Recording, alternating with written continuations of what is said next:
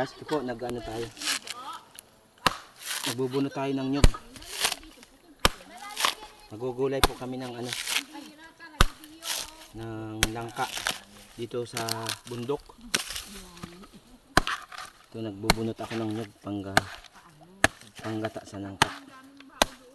Tapos kakayo din.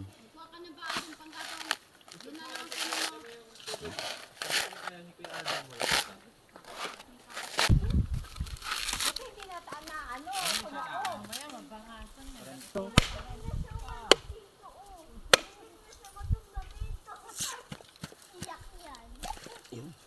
Ganda na naman guys, oh. Tibas, panggata.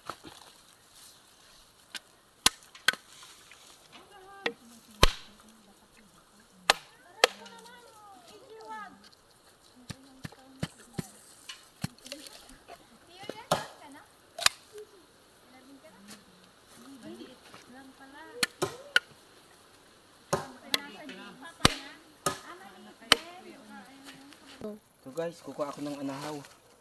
Yung sasahuran ng ano, yung nyug, yung kinudkod na nyug. Dito ko ilalagay yun, oh. Yan, oh. Libre lang dito. Ganito po dito sa probinsya. Ngayon, magkakaid na po ako ng nyug. Ang gata namin sa kakainin namin ngayong tanghali. Ito yung sahudang ko, dahon ng anahaw.